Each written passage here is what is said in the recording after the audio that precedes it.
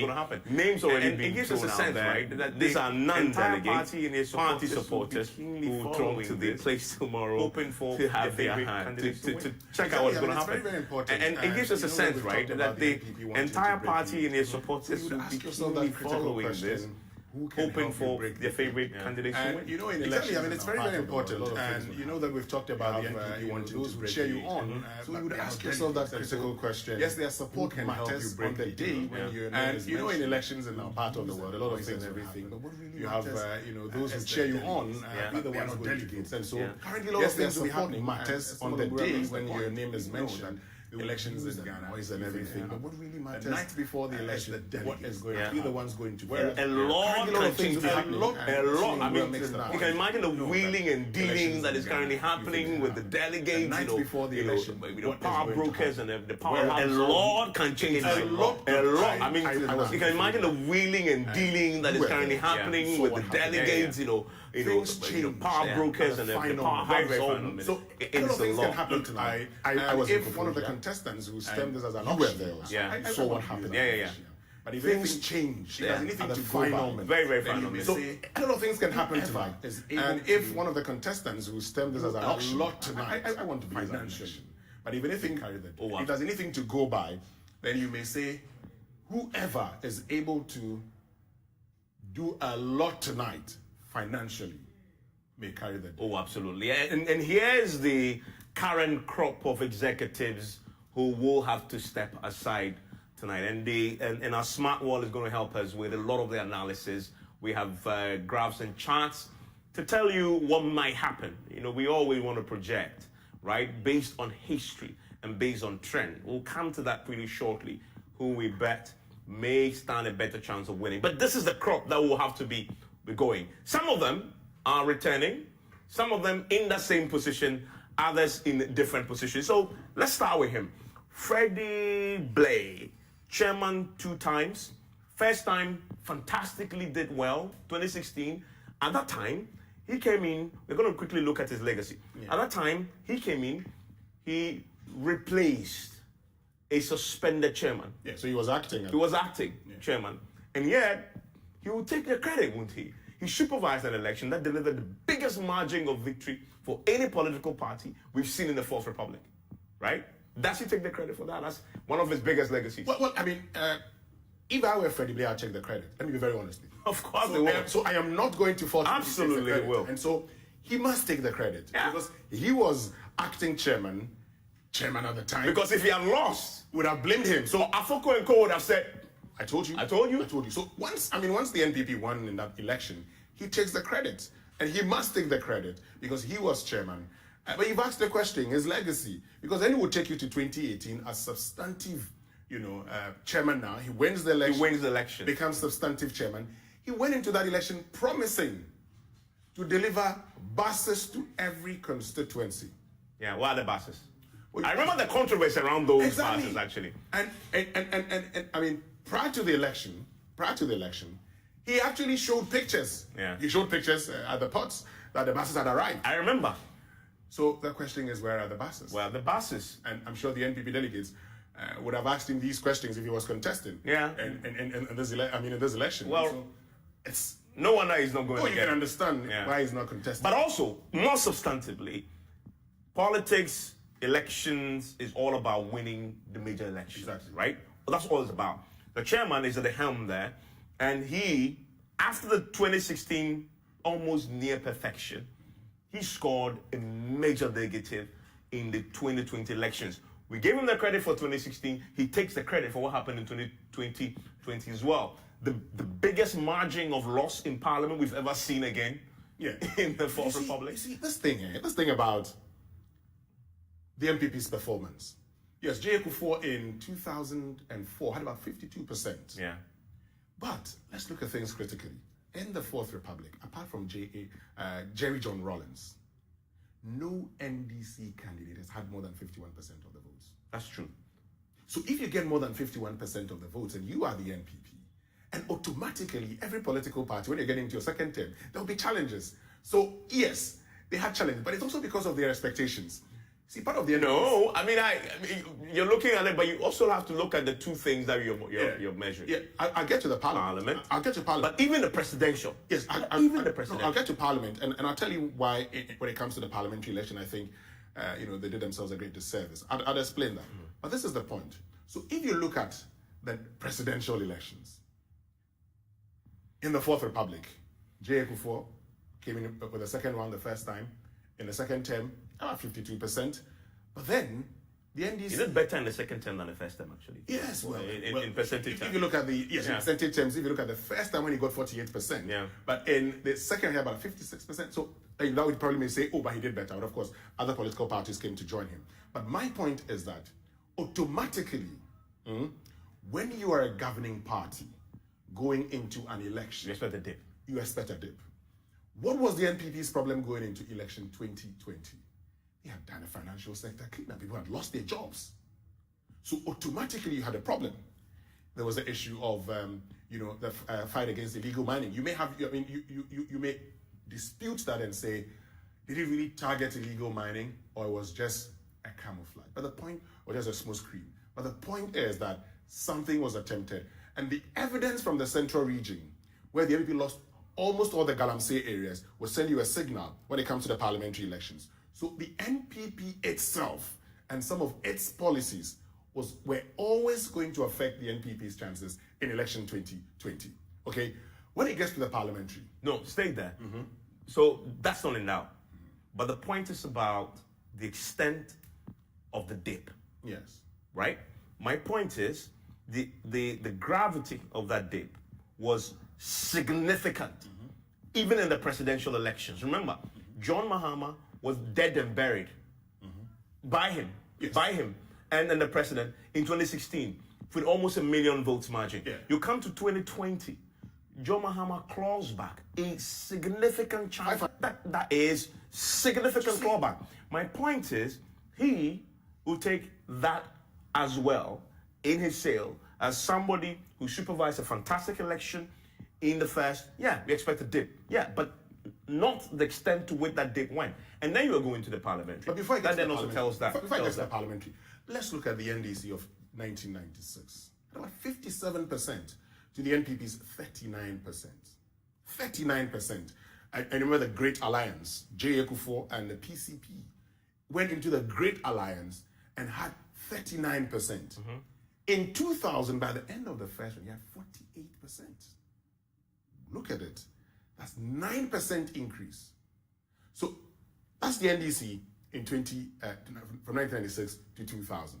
If you are the NPP and you saw a dip about 53, 54%, then you've come to 51%, take it like that. I understand you, but the reality also is that by 2020, a lot of Ghanaians have become disappointed with the NPP's government. Yeah, I mean, you can't run away from that's that. True. So we're expecting a dip, but the dip was the dip that they expected, one that indeed was commensurate with the challenges that he had. My argument is that that dip was too steep, and he takes the credit. But then let's go to the next one.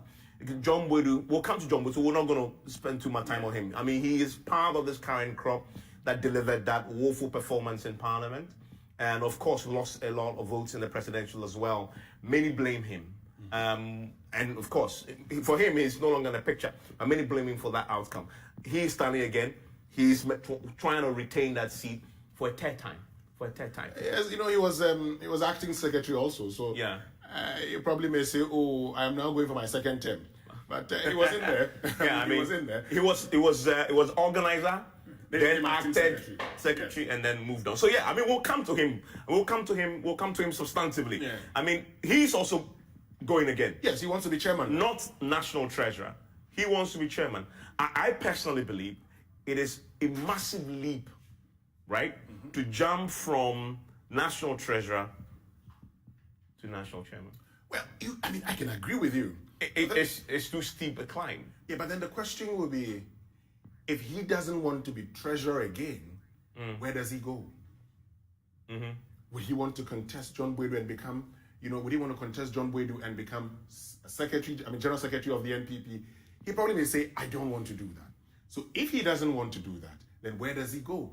The current chairman says, I am not going to contest the election. He can contest the national organizing position. Well, but he can do that. In that current crop of executives, we had Samia Oku, and I listened to him on Asempa the last time when he talked about the fact that he had indicated he wasn't going to contest the election again. But while he had said he wasn't going to contest the election again, he knew, for instance, that Henry Nana Boakye, whom we will come to, had told him that he wants to replace him. And so once Nana Boakye said... Did you get a sense that he gave him his blessing? Well, let me go to 2018 and I'll come back to it. In 2018, when Samia Oku was asked whom he was supporting in the election, at the time he talked about how his deputy at the time was Dominic Idua. And so Dominic Idua was contesting, wanting to succeed him.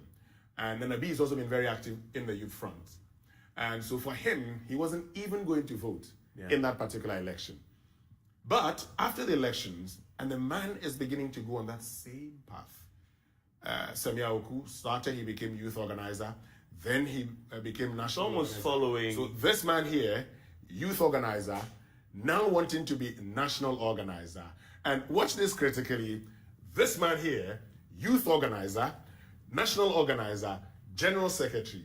But Samia Oku then decides, I don't want to be general secretary. I want to get out of it, join the executive. And so this man here wants to take over. Well, let's see. So there wasn't anything obvious that he is backing him. No, I can't say that. I can't say that for now. But you see, I can't say that for now. But listening to him, you probably would have a sense. You'd have a sense that at least he doesn't mind. Yeah, he doesn't mind having as a national. Yeah, and then of course we have Kate Jimfua. She's been there, and we'll come to her because she's going again. Yeah, she's as a national women's organizer for the party, and so indeed that's an important thing to note. And of course you have Abdul Aziz Haruna Futa, National Nasara coordinator, and my first engagement with him was when he was the House of Folk chapter. I think chapter 9. Oh, is it a musical group? No, the supporters are supposed. So he has a strong base in Nima and other places that they need to come to the table with. And so these are the current crop of leaders. He is going to go completely out of the picture. He is going to go completely out of the picture. She is hoping that tomorrow she'll be retaining this position. He is making the climb, ascending, hopefully, to this particular position here that Freddie Blay will be vacating. He is hoping that he's retained in this position. As you know, Samuel Oku is no longer going to contest, and we have insights about where he may be going next. That's a conversation for later. He's still there, hoping to, as the Nasara coordinator, still be there. Henry and Nana Boakye, who's a national youth organizer currently, is hoping to step in the shoes of Samuel Oku. So that's the picture of the current crop and how they may change going forward. Okay, now this is the big thing though that we've all been talking about, the big agenda. Whatever the outcome tomorrow is, they will be attempting the impossible, an attempt to make history as the only party to break the 8. And that has never been done before. And so that's what the party is going to be doing. So you begin to appreciate what the difficulty is. And very briefly on that point, how much of this will be weighing on the minds, or should be weighing on the minds of the delegates tomorrow when they go to make that decision? Look, I think the theme for the Congress says it all. It's one of the things they've been thinking about. And right after election 2020, you saw the flyers breaking the 8 with Baumia and Alan Chamanting. Like, automatically, the NPP is beginning to think about how do we ensure that we're able to win the next election. That's not a bad thing to do. And history will tell you that the NPP has not been bad at trying to break the 8, because in 2008, then candidate Akufo-Addo had 49%, 7%, but 49 point something percent in the first round. He was very close to it. In the second round, he lost it. He lost it by 40,000. So there's been that kind of, the NPP getting very close to breaking the 8. That has not happened in our politics before. Yeah. And so what that should tell you automatically is that in this election, the NPP would go into the election as the underdog. Yeah, well, in fact, we have a whole slide to analyze that. We'll come to that substantively. But most important thing you're saying is, for the delegates going to the polls tomorrow, Forget about anything else. It is about this breaking agenda. the 8. It's about this big agenda that you see on your screen here that they need to be following. That's the most important thing on the minds of all NPP delegates currently. How do we ensure that we are able to elect the crop of leaders who would be able to help us break the 8? Yeah. Now, we've said that has not been possible in our politics so far. Can it be possible this time? We are yet to find out. 2024 is 2 years away. But who are the people to lead the NPP? Yeah. Into breaking the 8? So here, let's go there. So this is the. So let's now do a historical for you before we get into it, because this will help you begin to see a certain trend emerging so that you understand what is going to happen tomorrow. We found this very useful because we're going way back to 2001, right? Yeah. Right after the NPP had won their first elections in the Fourth Republic. Now, and this was the contest then, the internal contest. So back then, they will be preparing, just like tomorrow, to elect these people. And at that time, you had Haruna Eseku in that contest winning 348 votes. Yeah. And so he became the national chairman at the time. They have national organizer, in that case, Lord Oblite Kome, who of course is the director of operations currently. The general secretary was Damboche, right? And so Haruna Eseku, Lord Kome, Damboche, formidable team. Formidable team. And no wonder, in the next elections which they supervise, which is in 2024 elections, it's possibly the only time when from one election to the next, the incumbent party in the next elections didn't do too badly in terms of the dip that we experienced. Exactly. I mean, if you look at it... But they appreciate it. If you look at it from the first round of votes. First round of votes, and normally, for purposes of analysis, we may want to take the first round of votes. Yeah. We use the first round of votes because there are alliances in the second round. Yeah. Now, how you're able to manage those alliances for the years ahead is up to you. Yeah. But I would say, let's use first round of election. And the first round of election showed that the NPP had some, 48% of the votes. And based on that, you would say there was actually an appreciation because then it increases to 52%. Okay. Now, but I want you to focus on something I'm going to, circle for you. Here. This is way back in... Why is this important? Well, this is very important because this is the first time we hear of this man, Stephen Ayensu Inti. Then he becomes the first vice chairman of the NPP. Yeah. So prior to this particular election, you probably didn't know much about him. He was in the NPP, helping the NPP. But then he becomes the first vice chairman of the NPP. That's in 2001. And that's very important. Yeah. And then we go to 2005. The next time the party holds a national executive elections, Peter Magmenu emerges the winner, and then again. Exactly, Evans. And I remember this election like yesterday. Yeah. I remember this election very, very well. Initially, you had Haruna Eseku as part of the contestants for chairmanship. And I'm sure if you remember the famous kickback. Yeah. The famous kickback tape. So eventually, Haruna Eseku steps out of the race, leaving Peter Magmenu and Stephen Ayensu Inti. Here, the NPP talked about breaking the 8. And then as a student at the university, one of the things we're discussing those days, and if we were to go into the youth organizership race, I would have shown you something. Later on, I'll tell you about that before we wrap it up. But let me just say it, because that was also the first time that Pius Enam Hajide also showed up. And this was the first time that John Boydu also became the youth organizer. We'll come to John Boydu's case. But here, the NPP started having a conversation about breaking the 8. And they said the party needed a strategist. Who was that strategist? They felt that having led the Western region, Peter Magmenu, he was the one going to help the party to break the 8.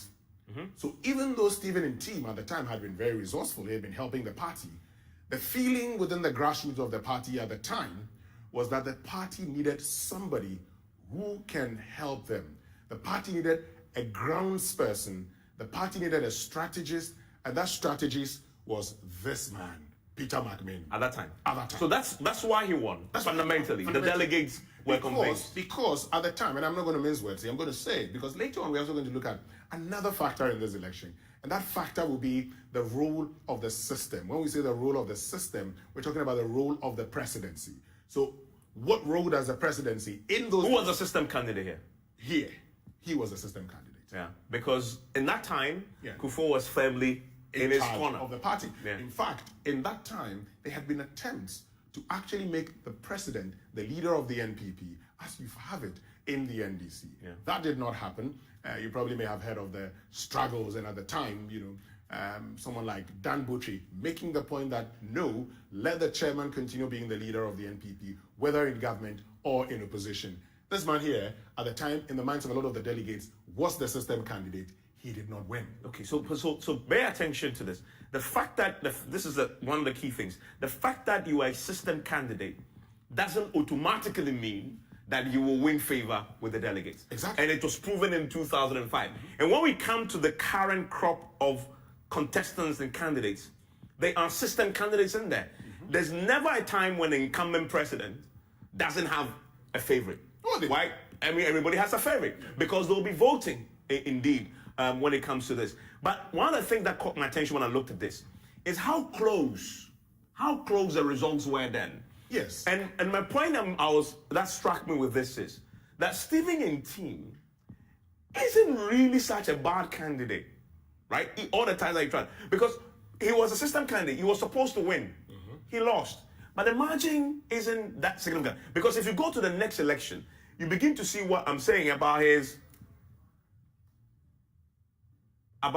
so Jake Otanko Betulante won. Okay, but Stephen Ntim then drops significantly. Well, so this is actually Stephen Ntim's vote. Yeah, this is Stephen Ntim. This is Stephen Ntim. 1,804. This is what we call transpositional error, right?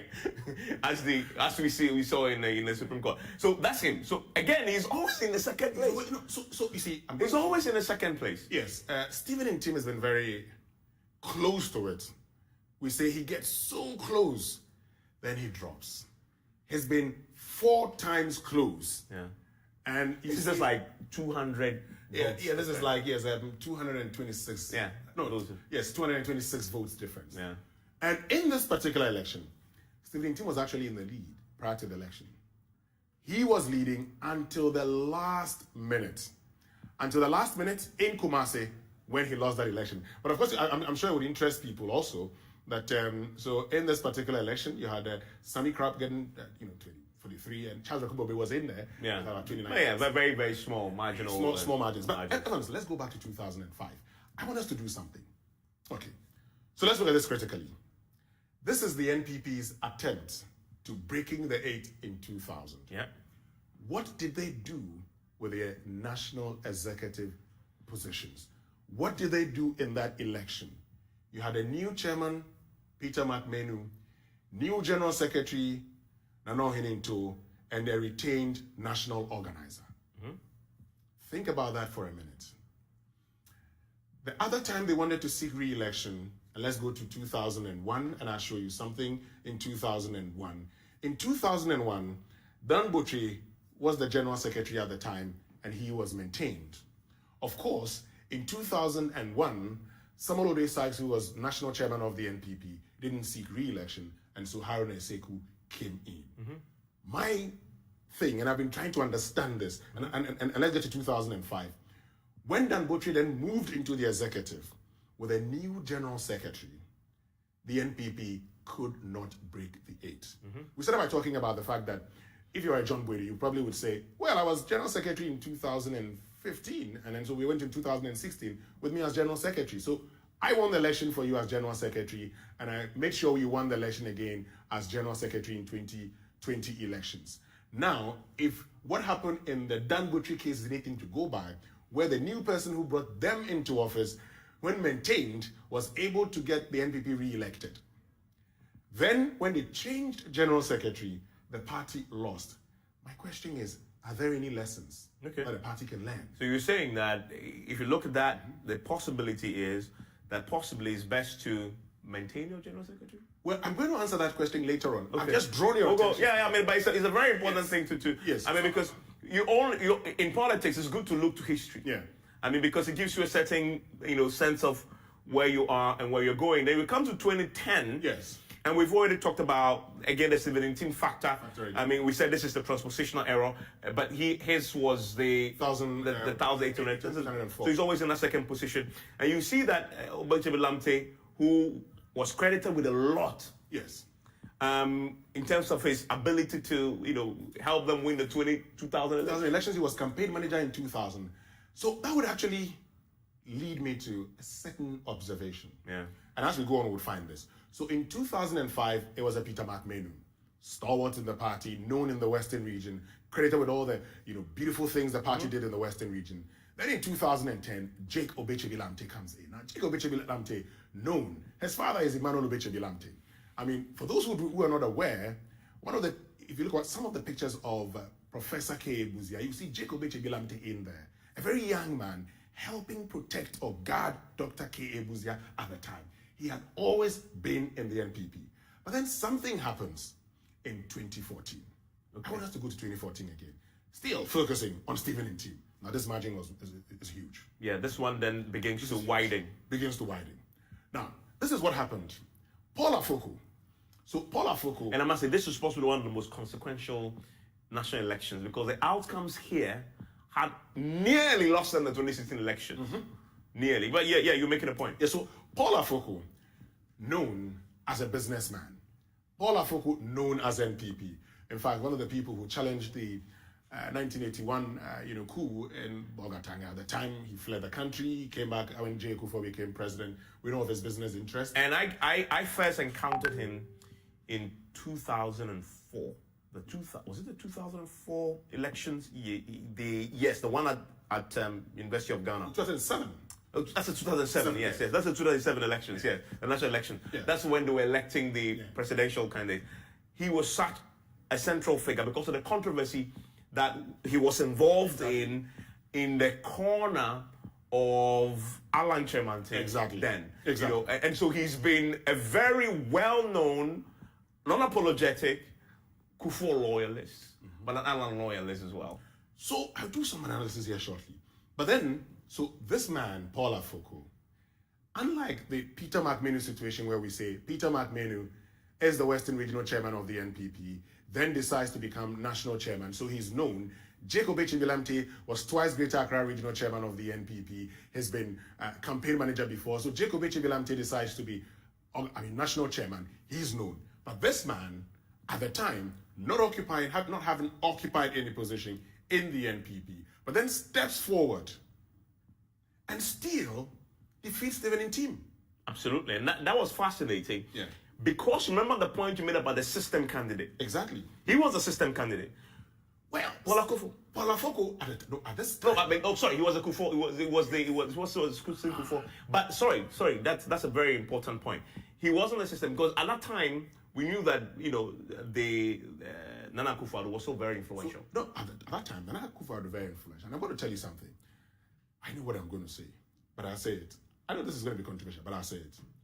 Now, this man was the Akufo-Addo candidate in 2010.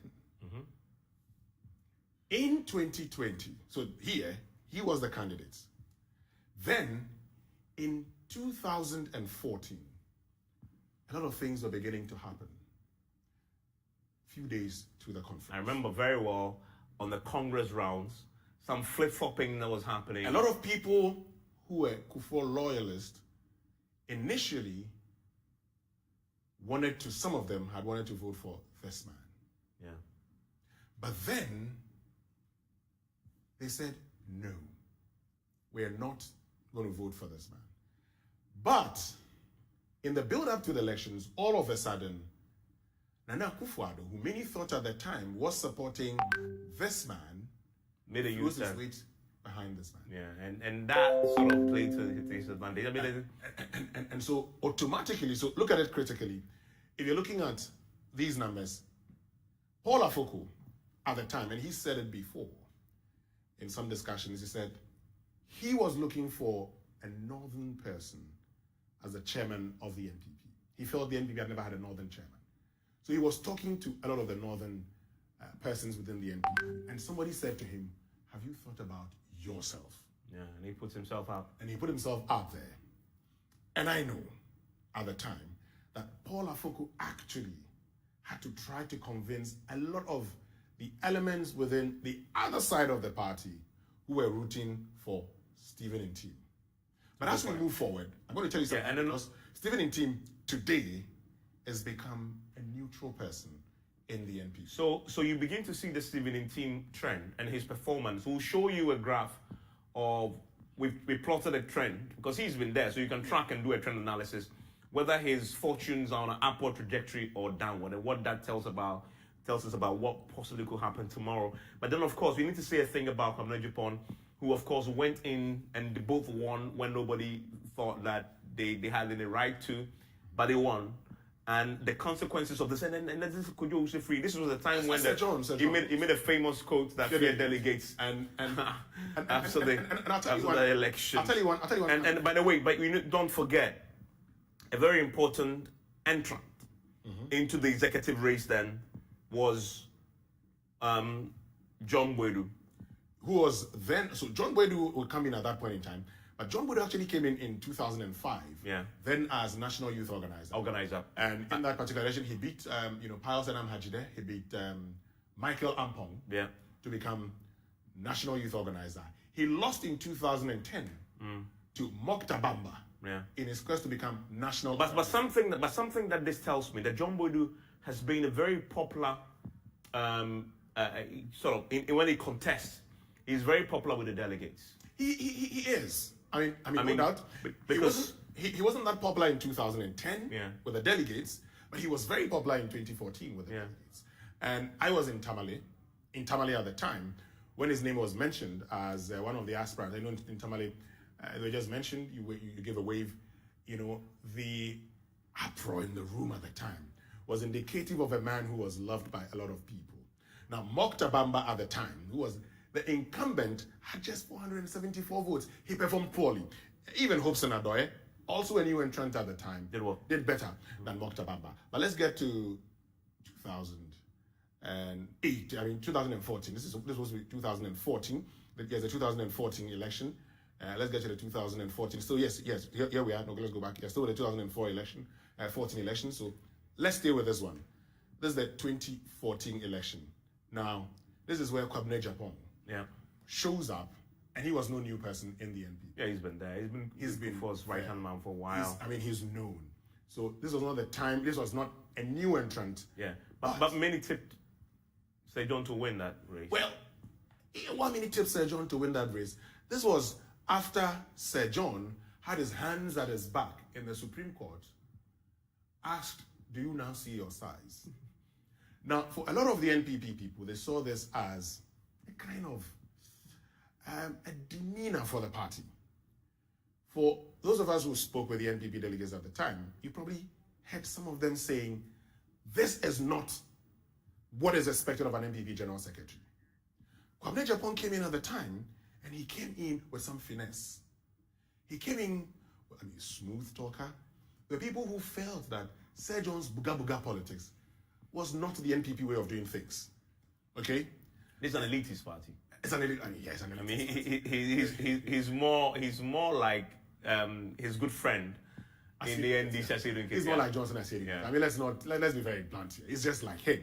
And the NPP felt at the time that they did not need him to be in there. Yeah. So that's the story. And we're going to be wrapping up show and go to the current crop now. So we get to the 2018 national election. So let's get to the other slide. Let's get to the Stephen Ntim factors. No, let's move forward. Straight to the Stephen Ntim thing. Yes, I want to do something there. Let's move forward. Okay, no, let's go to Stephen Ntim. So the next one. Let's get to Stephen Ntim. I want to do something good. So this is Ntim's performance. Watch it. From 40% as first vice chairman, he won. Then 47%, he lost. So even though his votes improve, this tells a better story. This tells a better story Watch it. Because you begin to see his performance over time. I'm going to take this off here. Good. Yeah.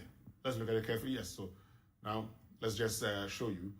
From 40% to 47%, you begin to see some improvement. Yeah, I mean, so clearly, when you watch this, he starts off in 2001. Yeah. And then he climbs. Exactly. Right? He climbs. He trends upwards in 2005 when he, when he stands again. And then he begins to drop. Exactly. He begins to drop in the 2010 elections when he stood again. And it's been on the downward trajectory, right? However, the last time he did to now, he's on an upward trajectory. He is, because in this election, let me just circle this again. Yeah, you could. So in this election, let me give you one that. Yes, I mean, give me a black so I could just show you. In this election, So in this election, that's when you had Fred Owari showing up in this election. Okay. So this is the Afoko in Team Owari election. Yeah. Fred Owari has about 1,100. Afoko has 2,000, over 2,000. You have Stephen in Team with 1,500. And I remember, so this particular election was a very difficult election. This particular election was very, very difficult.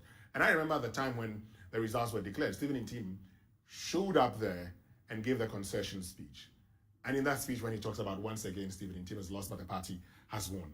But you see an improvement in 2018. Unfortunately, still not able to get him the chairmanship of the NPP. But most importantly, trend analysis tells you a story. He has the momentum on his side. Yes.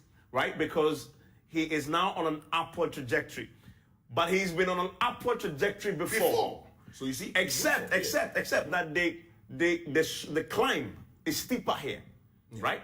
This was a gentle climb. 7%. Right? But if you look at from 31 to 45, that is a steeper climb up. Yeah. So you could say that, yes, it's been on an upward climb before, but if you compare the two climbs, of course, he is doing better here than there. Yeah. So is it fair to assume that if you do this analysis for him, then it's true that possibly this time, this climb should continue? Well, let me introduce another factor. So the time you had a lot of people contesting, you had, strong people contesting. This is the performance he showed up with. When he had Fred Owari, Paul Afoko, and he himself, this is the performance. Today, tomorrow. You also have a huge field. No, not a huge field per se, but who are the contestants? Okay. What do they bring? What are their weights in the NPP? Can we look at them in the NPP and say, because of the kind of relevance they have in the NPP, they may just hurt Stephen in Team's chances? Well, we'll come to that. But if Stephen in Team is watching this, I don't know whether he's got his researchers to look at this for him. But the trend we've plotted, you've seen it on your screen here, and let's show that to them. The trend we plotted shows clearly that he has the wind in his sail. If I were him, I'll be learning from what happened here and what happened here. Because what you don't want to repeat is what happened from 47% from 2005 to 2010. So you're learning your lessons here. Yeah. But you want to repeat, do more of what you did between 2001 and 2005 because there was a climb. Yeah. Right? And then you're climbing again. He didn't sustain the climb the first time he had it. He dropped it. The key question he needs to be asking himself is, can I sustain this climb tomorrow? Can I sustain this climb that I'm on? This momentum, can it take me to win? Whatever he did here, he must do more of here. If, depending on how the election goes, if Stephen in Team is able to maintain this, he could win. Absolutely. Because you have a lot of people in there. Absolutely. You have Abankwaya. Absolutely. You have Professor Christopher Mayokumfi, Stephen Asamoah-Boateng. A lot of heavyweights. Yes, a lot of heavyweights. Gifty Aya Daviama, who is a former national treasurer of the NPP. And that is why research like this is important, because immediately you see this, you're asking yourself, okay, so I have two similar periods of good, consistent trend climb, right? I was trending upwards. What did I do in the first upward trajectory? And what did I do in the second? Can I repeat both or do more of? Because if you don't plot it this way, you're not knowing, because again, he's done that. He must have learned the lessons. Oh, he must have. He must have learned the lessons. And that's what I'm saying that, look, I saw Stephen in Team in 2018. And I've seen him in 2021 also. And in 2018, when I saw him, when he got into Akufo-Addo at the time, with the same mantra, time as soon. And I saw him, showing his wrist. He's still doing his wrist. And I mean, and he said, time as soon, time as soon, time as soon. In 2021, 2022, he's doing the same thing, time as soon. Just that this time, it seems that Stephen Ntim has learned his lessons. Okay, let's see. And I say he's learned his lessons because this time around, you see a candidate who's loved by both sides. You see a candidate who says, I am prepared to give you a precedent. You see a candidate who was not going in there as the representative from a particular bloc. Okay. You see a Stephen Ntim who says, like, I want and everything you've said, the only element that he didn't have before or that is unique about him now is the point about both sides possibly being the neutral person. Right. But let's do the same for John Boadu, because he too has been in the race for quite a while, right? So you can also do a trend analysis for him. This is the John Boadu story, and this tells a story too. And again, if you look at John Boadu, he had a significant dip between 2005 and 2010. Since then, he's been on an upward trajectory. Exactly. Except that the rate of climb seemed to have slowed. Exactly. In the last two elections he's contested. Why has so this particular time, so this is what we talked about, the Mokta Baba and Hobson Adoya election. I think that John Boadu did not perform well here. And I'll explain. And that's 77%. No doubt. You had a Richard Ayaba.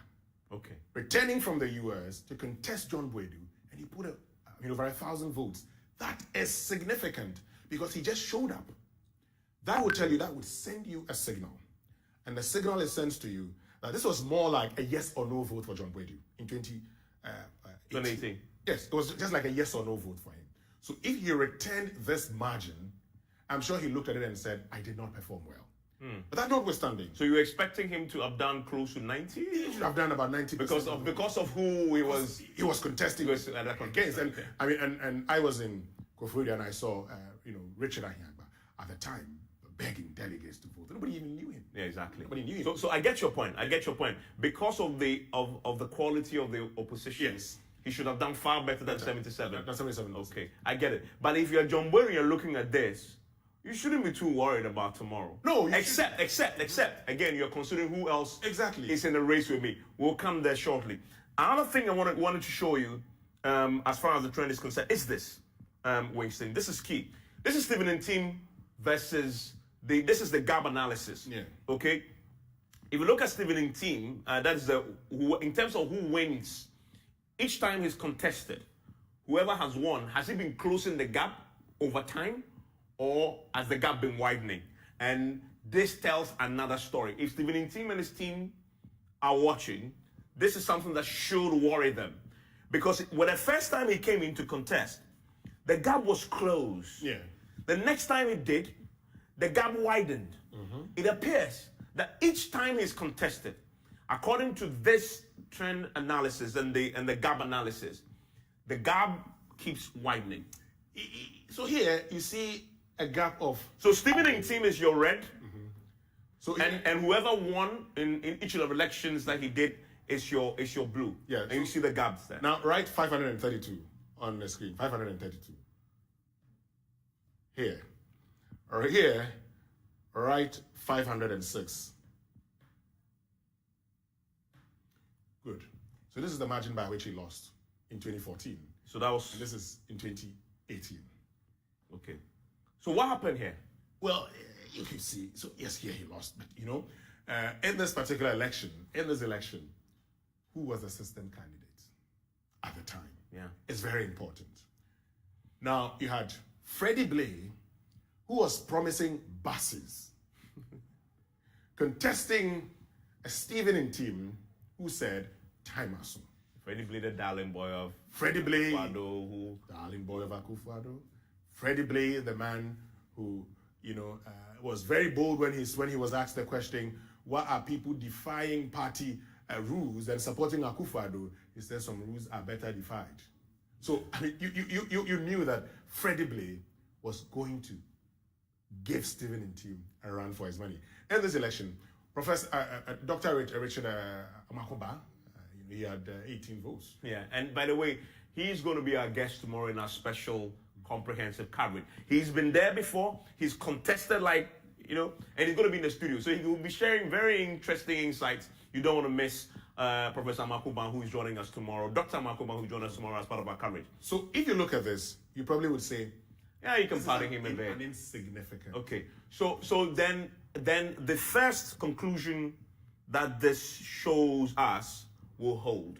Although the gap is widening, he still has the momentum. He does. Going into this election. He still has the momentum going into this election. If you are any candidate for chairmanship, Stephen and team is the man to beat. If the NPP's mantra of rewarding loyalty is anything to go by, then the NPP, I'm sure it's time for them maybe to reward Stephen and team. This is his 5th time. And I say he's learned from his lessons. But of course, I am not a delegate. And the they will. Listen, we are going to take a quick break. When we return, we're going to now isolate the various candidates and the field. We've isolated the bit. We're giving you a trend analysis and the history. Now, let's look at the candidates on the ballot tomorrow. Their strengths, their weaknesses, who is likely to win, who is likely to lose. And you've seen a bit of the story beginning to emerge. And then we'll end with the big picture. The NPP itself.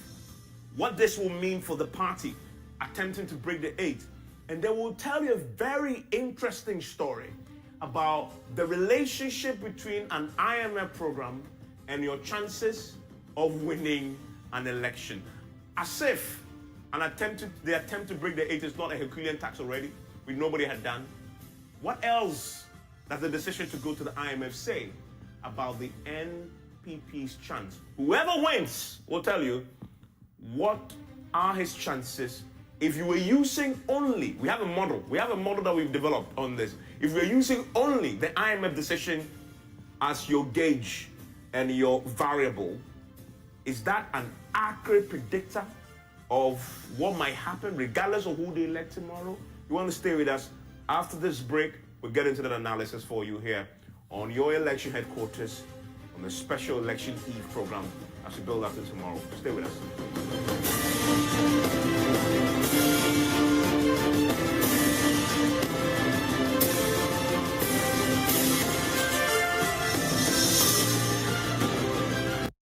Can he tee up someone in red? If he goes to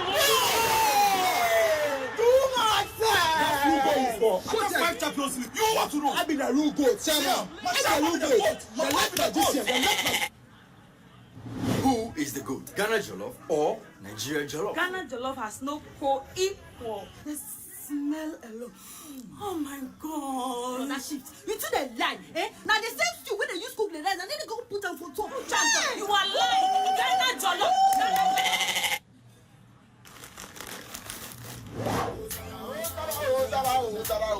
And you forget everybody, yeah? Put your papa in the judge to put some respect on the goat. On the goat? The only goat I know lives in Tama. Every year, we dey give to you back. We are talking about BET. I want to hear the face. Except be the goat, huh? My guy, him be the goat. Though our choice of goats may differ in football, music, and jollof, Alumo Bitters always brings us together. Alumo, experience greatness in every moment. Drink responsibly. Not for sale to persons under 18 and recommended to pregnant women. This advert is FDA.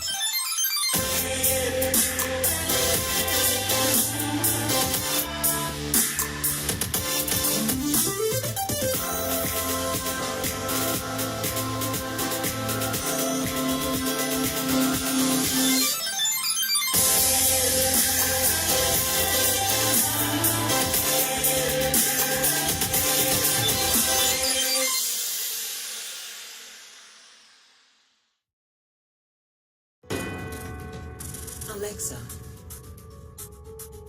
open Multimedia Ghana and play Joy FM. Super Hits Radio. Joy 99.7.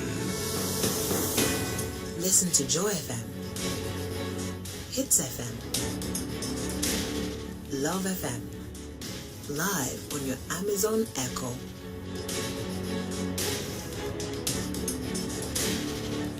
Listen to your favorite multimedia radio stations live on your Amazon Echo device by saying, Alexa, open Multimedia Ghana, play Joy FM or Hits FM or Love FM. Or catch up on your favorite podcast by saying, Alexa, play, and then the name of your favorite podcast from Multimedia Ghana. For a list of all podcasts available, say Alexa. Ask Multimedia Ghana to browse programs.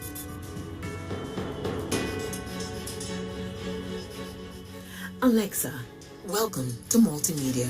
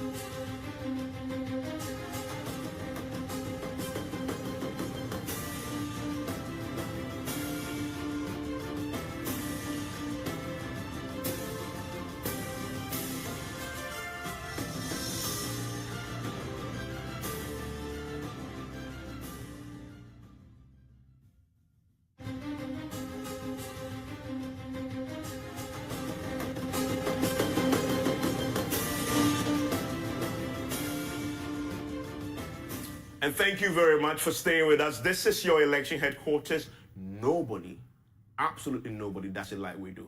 Because when it has to be elections, there's only one place you want to be, whether it's a party, internal elections, the national elections, or the general elections. It is your election headquarters. Tonight we're focusing on the NPP. Tomorrow they go to the polls. You're going to be electing national executives that will lead it in an attempt to break the 8. And we've been walking you through, in the last 1 hour plus, we've been walking you through the various permutations, giving the historical perspective, and also telling you why you should care about what is going to happen in the NPP tomorrow. So we're now at the point where we can now isolate the field and look at each of the positions and which of these candidates possibly stand a better chance of making it through it and who they are. If you followed us already for the last 2 or 3 weeks, we've been doing a series building up to this, introducing you to the candidates. But so let's compress that now in the next few minutes before we move on to the big picture. So here is Davi Ama Gifty Asantua Aye. So this is the national chairperson race. And so these are the various individuals who are putting themselves up. But I need to say something about Davi. It's interesting that Davi used to be the treasurer. Yeah, she was the treasurer. But she was the first female treasurer yes. of the NPP. Now, what I found interesting is she did an interview in which she berated all of them for attempting to buy votes. And she said they must stop. Because then they asked her, but if you don't pay, you win. You know what she said? He said, well, I'm not going to give them 1 CD. And her argument was, they should remember what she has done for the party. Yeah. And that as the first woman treasurer, she bought chairs for all constituencies. Will that resonate? And it makes a very important point, though. Her emphasis was service to the party must be more important than your ability to pay your way through a vote. Let me tell you what I like about Davi Ama. That she's contesting. That's what I love about her. Yeah. And I'll use the Dr. Edward Mahama analogy to do something. So Dr. Edward Mahama, whenever he contested elections, knew from the beginning he wasn't going to win, but he sought to influence policy, shape policy by contesting an election. That's what Davi Ama is trying to do. I'm happy she's contesting because you have somebody, just like Dr. Richard Amakomba, yeah. She may perform better than Dr. Richard Amakomba. I mean, and the fact that she's the only woman on the and ballot. So she's in there and making the case that this is not how we should run a political party. It must not be the election for the highest bidder. And so whoever is able to pay us more gets to win at the end of the day. And so, yes, it's refreshing to note that a lady has put herself up for, the election. There were a lot of people who thought that Hawa Yakubu of blessed memory would have been the first person because she became, vice chairperson of the NPP in 2005. Yeah, well, so that's her, and that's what we know about her. So very interesting, only woman on the field. And then you have Sammy Crab. Sammy Crab is a controversial candidate for me. Yeah, it is. Why do I say that? He was part of the Afoko Kanadipon, gang that became very controversial back in the day. He was also suspended. Yeah, together with Afoko and Kwabena Japan. And the thing, and in the lead up to this, many have said, his suspension wasn't exactly lifted. No, but he's made a very smart argument. He said, I was suspended as the vice chair of the party, was he not? Yeah. But I was not suspended as a member of the NPP.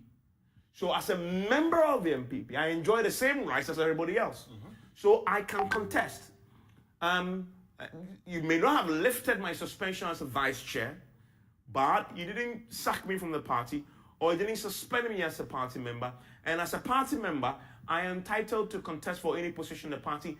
And indeed, he went to the vetting and he was cleared. Yes. And so, by virtue of being cleared from the vetting, it's obvious that his suspension, so he can contest. Yeah. But Sammy Crab is interesting because in 2010, he wanted to be chairman. Yeah. Then in 2014, he decides to be vice chairman. Yeah, and that was also very controversial. Very controversial. In 2018, he actually wanted to contest. Again.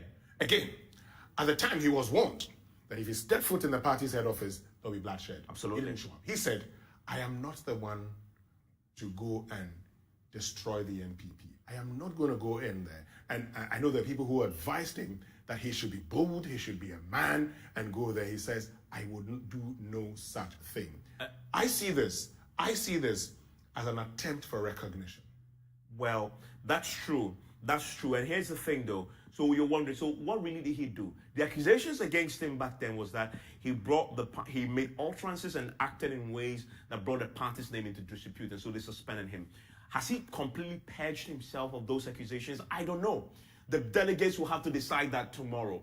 But you're right.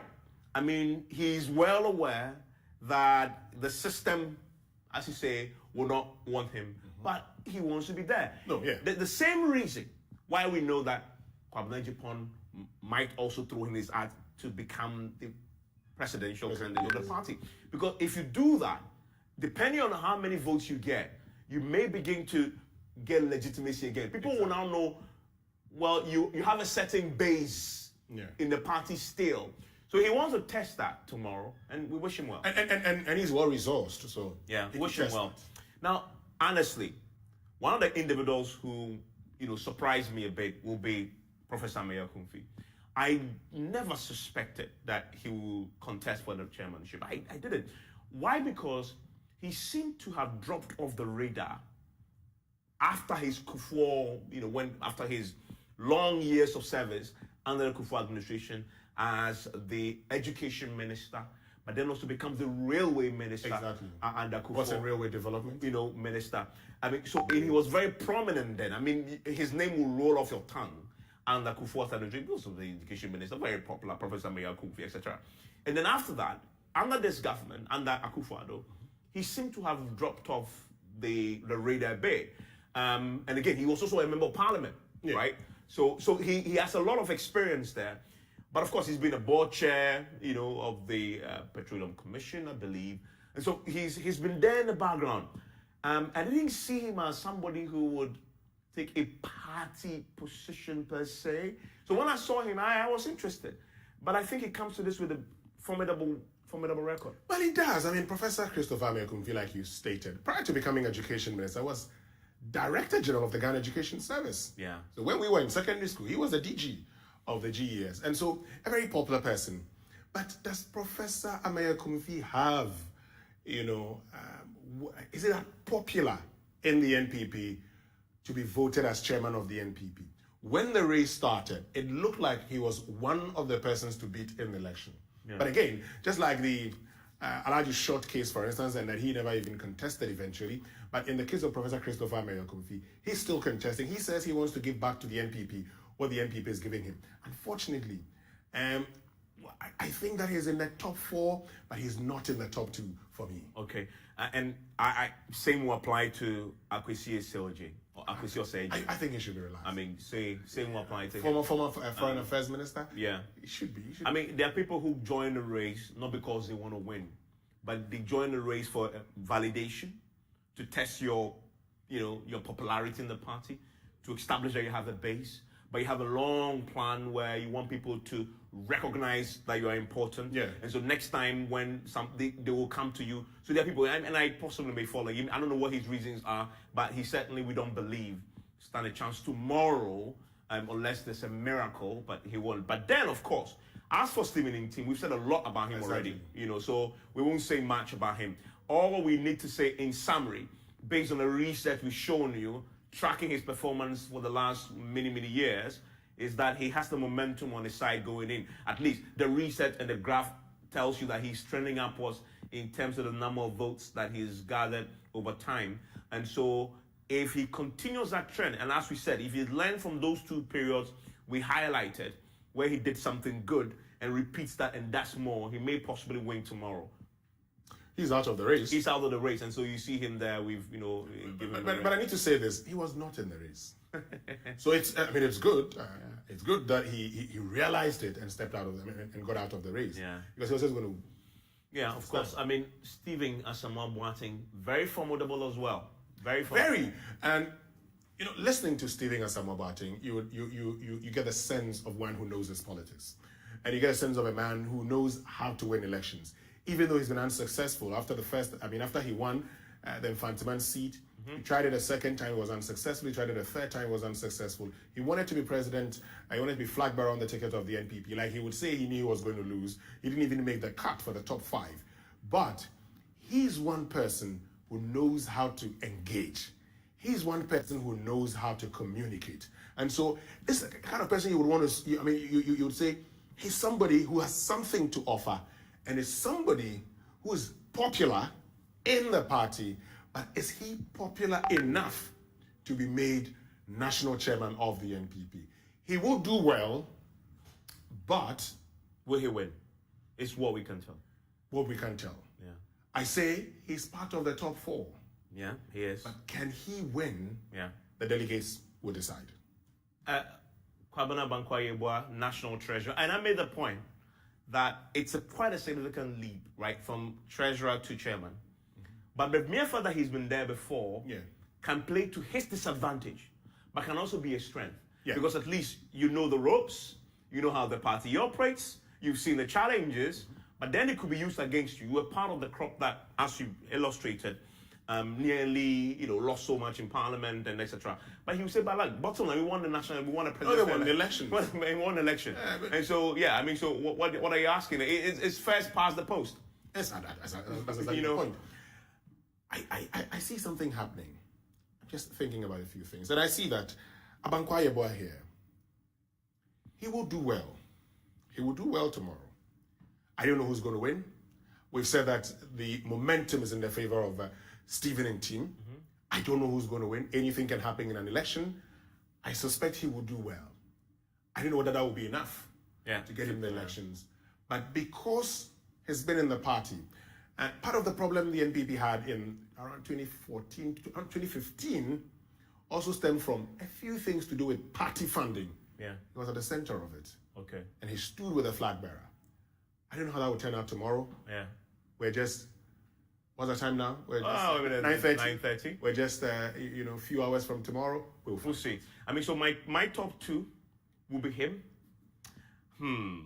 And it's a straight, the second, it's between him and him. Exactly. So I'm not sure, but my top 2 definitely. Well, my top 3. Let's go for top 3. My top 3. Yes. Him. But this man could spring a surprise. It could spring a surprise. For me, he's a dark horse in the race. He could spring a surprise, but I will put my top. If you say top 4, he's in the top 4. But if he takes top 3, I will put him. And let me just say this, because I'm sure after this coverage, we will be able to know what is happening. Because the delegates are being camped now, and a lot will be happening from now till tomorrow. Tonight, when we come back at 8 a.m. tomorrow morning, we'll be able to tell you. We'll tell you a lot. That may be happening. So let's look at the General Secretary. He's dropped out, so, I mean, he's not part of that consideration right now. John Bodu, we've said a lot about him already, and we've told you what the trend says. And again, he also has the win in the sale. The trend, he's been there, so we've tracked all his numbers, and his numbers are going up, and so good for him. And so he's definitely in my top 2, definitely top 3. Now, Ramsey Ahmed Ajiman Prempe is he's not a known quantity, but he's a former teacher, right? And he comes to this with, you trying to say I'm a unifier, but the key question is he's not definitely one that you say will make you. If I mean, like we were saying earlier, people get into these elections to make a claim or make a case, and so if Ramsey goes round and he gets a bit of support, then it means he's known within the NPP. The next time you probably would want to expect him to go to his constituency and say, I wanted to be General Secretary. I was known at a national level. Why don't you give me a chance? Musa Superior here. Yeah, I mean, he has a lot of bravado. He said a lot of controversial things. And he had said categorically as part of our series that he wants to clear the field. The party needs a fresh start. They don't require anybody who belongs to that old stock in the race. And you know who he's talking about. Yeah. He's talking about John Bodu, because if you bring him down, you will rise. That's what he believes. But I doubt very much. No. I mean, I doubt. And yes, I mean, Musa former Tamale central parliamentary candidate. He did some wonderful things in 2000. Mayor for Tamale as well. Mayor Tamale as well. In 2011, he did a lot of wonderful things where he used social media at the time to win the, parliamentary candidacy. But this is not his election. This is not his election.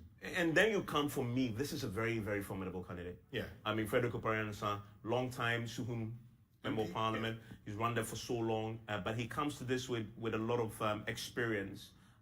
He used to be under Akufo. He was a deputy communications minister, and he was minority chief whip. Yeah. When the NPP went into position from 2009 to 2013, he's a formidable candidate. And if you're looking at it, if you go to the 2000, for me, he is going to give this man a good run for his money. He will. He will. Now, what is going to happen? And when we come to the system candidates, we're running out of time, so I'll just limit the. Who is the system candidate? It's this man. Okay. It's this man. John Bodu is the system candidate. Is the system candidate. That's what I see. I see John Bodu being the system candidate. They call him Adrinkesi. You've heard the whole Adrinkesi thing before. And so when you look at it critically, Frederick Opariansa, if his former colleague, members of parliament will support him, do him a favor and speak to the delegates, he has a huge chance. Okay. Will they do him that favor? He's a formidable candidate. He's one who can run the NPP. I mean, he ran the minority caucus so well when he was chief whip of the minority group. And for those of us who are parliamentary correspondents at the time, we saw some of the things he did. Unfortunately, in this election, he's part of the top 3. He will do well. Let's see what happens. We say top 3. Another person in my top 3 is this man. You know why? Tell me. He is the CEO of the National Youth Employment Agency. But not that reason. He used to be the Ashanti Regional Youth Organizer. Yeah. The reason why I'm saying that is critical. When we come to show you the delegate numbers, Ashanti Region has the biggest delegate number. Exactly, they do. Right? Mm-hmm. And for somebody who has been at the National Youth, NPP, Regional Youth for Ashanti Region, if I were him, that would be my first base. And that will be my trump card, and that's why I think he's going to be very let me also chip significant in this race. Let me also chip this in. I mean, you're very right, but there's another trump card. A lot of the constituency youth organizers are the YEA coordinators. Okay. There you have it. Okay. He's their CEO. Okay. A lot of the youth organizers, majority of them, this is their CEO. So this man here has a lot to offer. Absolutely. And comes on with a lot of support. And today we had this rumor about how for John Bodu, the national, the regional executives, I think the chairman, I've sort of said they support him. Yeah, they've gone to show support. They've gone to throw their weight behind. So that again is something that we're watching. You see him as a system. I mean, so clearly for us, Top 2, him and him. Top 3, he comes into the picture. So you have this, you have John Wedu, Frederico Pariansa, Justin Kodria. Justin could overtake Frederico Pariansa, and get into the top 2. Yeah, he could. He could. It's looking like that. A lot of things would happen. Yeah. A lot of things would happen. When I come back tomorrow, we'll learn a lot tonight. And once the elections are done, I'll tell you a few things. Yeah, I mean, so that's what we think in terms of he definitely from the analysis has the momentum in the side, but he's going to face big challenge from these two. And so that's what we think. Okay, so let's look at the national organizer position.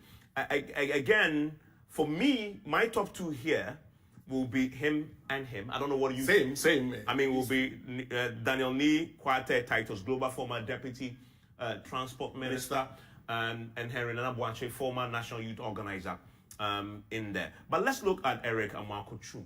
Yes, he used to be at GEPA, Ghana Export Promotion Authority, as deputy CEO. Together with his CEO, they were removed from office. He went to the information ministry. He's contested to become and wanted to become a parliamentary candidate before.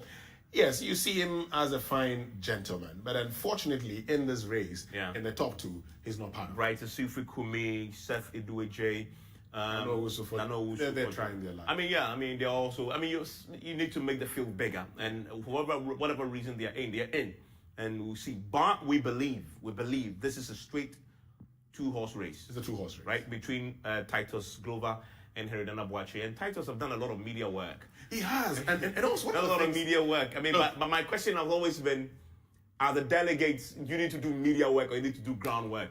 Whose ground game is better? Is it him or him? When the party is in opposition, if you do a lot of media work, it helps you. When the party is in power, you have to do groundwork. You have to be there, not just be there. Let your presence be felt. Yeah, and so that will come to play tomorrow. Remember, it's delegates. They are a finite number of people, and they are identified, and they are in a place tonight. They are going to sleep. So this is the first time you can see every delegate in one location, right? And we know where they are. We know where they are sleeping. We know. They know. Yeah. I mean, so you'll be selling to them. I bet they will not be sleeping tonight. No, you don't have to. This is the night that can make or make you. In fact, Evan, let me just chip this. If this election, were held outside Accra, you and I wouldn't be sleeping. Yeah. We would be there with the delegates trying to pick information. Of course. And after here, we'll be there also. We'll pick some information. So you want to join us tomorrow at 8 because we are going to back tomorrow at 8, and we'll tell you what we picked up from tonight's wheeling and dealing. Let's go on. This is the National Youth Organizer position. I must say, I mean, I'm not inspired by any of them because, and I'm sorry to say that, but I'm genuinely not inspired because most of them are not for the parties. Before elections, there's 1 or 2 candidates who just grab your attention. Yeah. None of them have done so this time round. Yes, I have seen. I've seen Abanga. I've seen Salam. Mustafa, and like you stated, the last election's youth organizer position was keenly contested. Yeah, it was keenly contested. I don't feel that kind of the vibe this time around isn't there. So it looks like between these two, Abanga and Salam Mohammed, maybe this one could join. Let's see how it goes. Yeah, I mean, I asked for this for the very first time. It's not one of the positions where it's not. It hasn't got bars around. Bars, no, there's no bars. Around it. But so that's what we have. Of course, the National Women's Organizer. She has a win in her sale. She's been there. She's still the incumbent. But Helen Ama Dako and Hajia Sueda to side. Do you know her? Tell me. She's the Deputy National Women Organizer. So that is going to be key because she's going to come up against her boss. Do you know when this happened? The last time it happened? Tell me. It happened in 2014. And what happened? Where Tina Mensah, who was Deputy National Women Organizer to Atiku Afisa Jaba, tried unseating her and she lost. Okay. You're not saying that is going to be her fate. Okay. I mean, if it happened, I would refer you to this. Okay, well, we'll remember that. So that's the race for the women's organizer, who, deputy coming up against her boss. Yeah.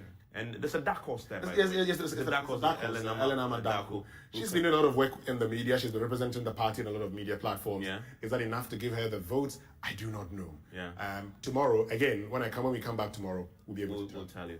Now, this is the story I was telling you why I believe the Justin Kodia may have an advantage, considering that he's been the Ashanti Regional Youth Organizer. Because if you look at the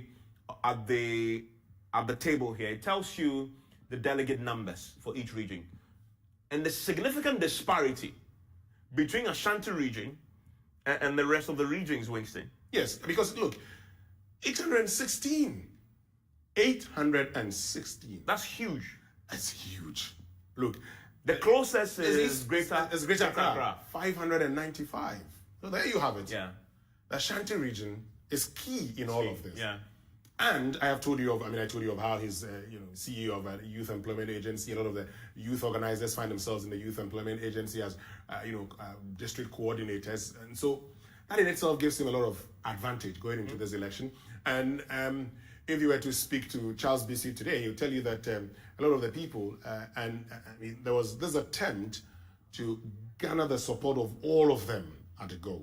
And so they all were in support of him or exhibit support for him and campaign for him. But the numbers in the Ashanti region is also significant and actually gives him a lot of votes going into this. So as far as strategy goes tonight, a lot of the candidates will be, you have to definitely go. You have to be here. I mean, you find where the Ashanti region guys are staying. Yeah, then you go there. And go there. Yeah. Right? You have to go there because for the very first time, all of them will be in one place. So you go there.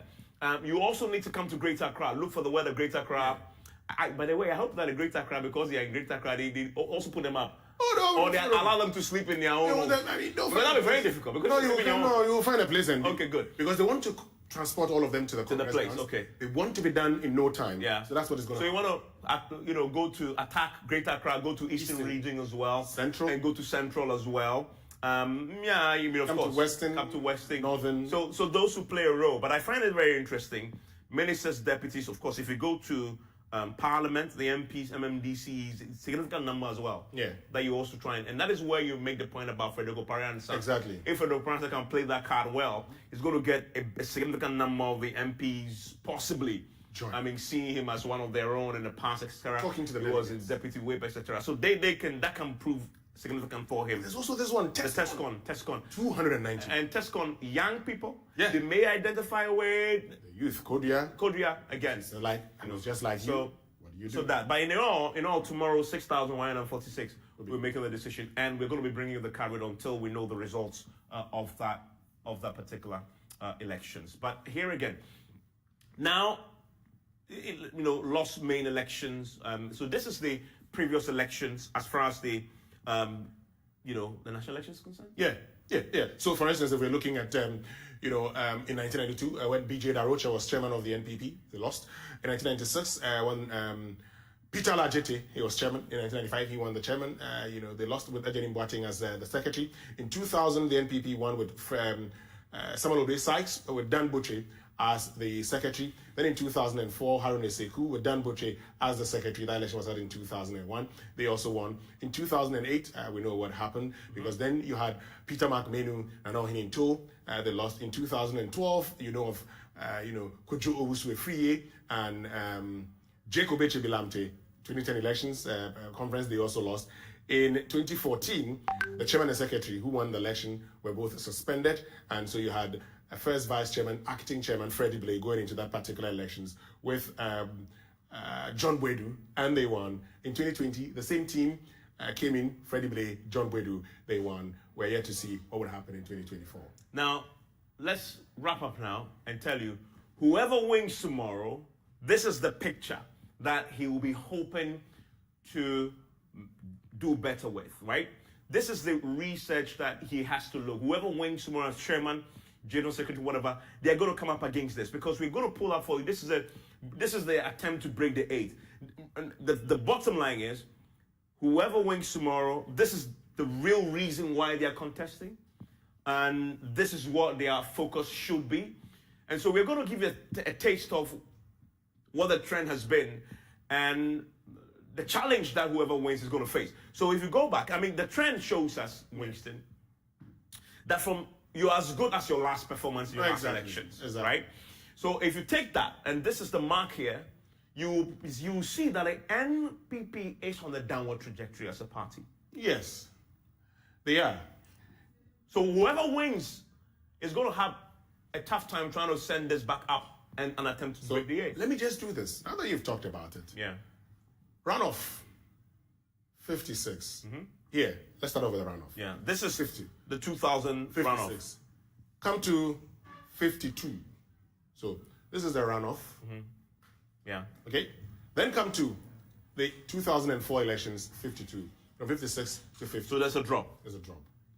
Then come to 2008. There's a drop, not enough to get them into office. Yeah. And by the runoff in 2008, they still do not make almost very close, very and they lose that election. Yeah. In 2012, they still lost that election, but they're still dropping. Yeah. Then they go up to 53.9% in 2016. 2016. If the just trend, for 4 months yet. Yes, if the trend you see here is anything to go by, if the trend you see here is anything to go by, you probably would be saying the NPP may go down. But at what percentage is where the real issue is? Because if we begin to look at this percentage, what we're seeing, we would say, would the NPP go down so much to warrant a loss in the election, or they will go down in a way where they can break the 8? Yeah. I cannot say that for now. The events leading to the elections will determine, and the people they elect have a major role. And listen, delegates who are watching us tonight, this is what your eyes should be on. You should appreciate what is here. The task that whoever you're going to elect is going to face is significant. First of all, nobody has broken the 8 before. Yeah. Right? But again, your dip, as I said earlier, it's quite a dip that in numerical terms, in percentage terms, it's not too big, right? No, it's not too big. It's not too big. Right? In percentage, it's not too big. Also because we increase the numbers. Exactly. So the numbers increase. Exactly. And so you can actually make the case also, statistically, you can actually make the case and say, maybe there were new voters who were unhappy with us. Yeah. Or maybe the new voters were the ones who gave us. Yeah. In Ghana, we don't do a lot of exit polls to be able to determine the new voters and how they voted. If we're doing that, we probably would have been able to check and say, this is what really happened. Okay, so we did a line graph. And again, if you're a delegate, this one should tell you what the reality is. But if you do the trend, right, and you plot your line through, it tells you that the MPP is on an upward trajectory. Yeah. Right? The linear tells you you're on an upward trajectory. So, and again, so that's the dotted line here. If you run it through it, it's an upward trajectory. So do you look at this and say, well, the task is not as dire as people are making it. It still is. It still is. I mean, still is. Longer the seat, it still is. While you look at this, so I mean, if I put the numbers in here, you probably may say, "Oh, we're doing well." Yeah. But you see, what you see, and look at it this way, because it's cut in here. But at the point in time, you can see if it had moved on, even this line would have gone up. If this number had increased, this line would have gone up. Yeah. So it gives you that signal. And I am saying, if you are the NPP going to vote tomorrow, ask yourself the critical question. Who amongst all the candidates can help you break the 8? Yeah. Would you opt for continuity or you would opt for a change? That's the decision you have to make. That's a decision. And remember that this is what you are up against, what we're showing you. Who amongst the candidates that we've just gone through can make this begin to tick up? Exactly. Again, who can do so? But the evidence shows that it always goes down. And nobody has done it. But Winston, for me, we cannot do this analysis and take out the IMF factor. Very important. Because we are an IMF. So what we did today is to go back and look at the IMF numbers again in the years we went and see if we can begin to draw certain conclusions about what the IMF programs we've been in the Fourth Republic, what they say about election outcomes. And I must tell you, if you're a delegate or if you're an MPP, that the conclusions that we came to, very grim for you. In addition to the fact that you're attempting to break the 8, these are the two conclusions that we came to. first of all, in the Fourth Republic, each time a party in power had gone to the IMF in their second term, they've always lost the elections. Yeah. In the Fourth Republic, each time a party had gone to the IMF in their second term, they've always lost elections. Another conclusion we came to: each time a party had gone to the IMF in their first term, they won. They continued as a party in power. They didn't lose elections. Let's illustrate it. Don't take my word for it. This is it, Winston. So this is the IMF programs we've been on since 1992, the beginning of the Fourth Republic. So the first time I went to the IMF is 95. This was Rawlings's first term, right? Before the 1996 elections. The NDC won. They won the elections. Yeah. So they wanted the Rawlings's regime, the first 4 years, he went to the IMF, but he did so before his second term. Exactly. He did so in his first term. He won the elections. And in fact, if you check the results, he had a slight dip, but it was marginal. It was a 1%. Yeah, I mean, very, very marginal. But bottom line is, he won the election because we believe he went in the first term. Now, come to Rawlings's second term. He went to the IMF again. What was the outcome? He lost the elections, as in the NDC lost the election. The NDC lost the election. This time Rawlings wasn't contesting. Rawlings wasn't contesting. The NDC lost the election. So yeah. NDC lost when they went in the second term. Now come to Kufuor. He went to the IMF. But he did so in his first term. In his first term. What happened in the next elections? He won. He won the elections. Now in the next term, he didn't go, there was no IMF program. Yeah. So that we take it out because that he broke the mold. He broke the trend. Yeah. He didn't go. But the next government, the NDC government, in 2009, go to the IMF and they win the 2012 elections. Because? Well, that it was in the first first term. Then they go back to the IMF in 2015 in their second term and they lose the elections. What has the NPP done this time? They have done so in 2022, all things being equal, to get a program in 2023. In 2023. That will be in their second term. Yeah. And look at something. This is second term, lost. 1999. Lost. A year before the elections. Lost. This is 2015, a year before the elections. Yeah, let's go back. 2015, a year before the election. We're likely to get a program in 2023, a year before the elections. That sends you a signal. That tells you a lot. And some of these things, I know you're saying it, but it's fact. It's fact that 999 second term, NDC loses. 2015, they lose. If you are using that as an indicator, the prospects are very grim for you, in addition to attempting to do something that nobody has done before, as in Break the Eight. If you're just using the IMF program as an indicator in our Fourth Republic, if you're an NPP, you should be very worried. Sure. Because he says if you did it in your second term, everybody who also has done it in your second term before you, they lost the elections. If you had done it in your first term, and there are many who have said, Winston, you have followed this, that and I heard you doing the analysis with the professor who had done the machine learning. Machine learning, yeah. And he said that as of 2019, we're due for the IMF. We're due for IMF. The point is, if the NPP had done it in 2019, and 2020, according to the history, they would have sailed through. They would have sailed through. So then this time around, they probably will not go back. Will not go back to the IMF. Because particularly in 2020, we could have used that as an opportunity to go back to the IMF because COVID was really disturbing. But this is, like how people say, this is what it is. This is what it is. This is what it is. What happens tomorrow. Yeah. So that's the picture. And why are we ending here? We want the delegates to appreciate what they are up against. What you're up against is what we've just told you. Whoever you elect to lead you as a chairman, general secretary, organizer, youth organizer, wherever you elect, they're coming up against two huge, hurdles that nobody has surmounted before. Breaking the eight.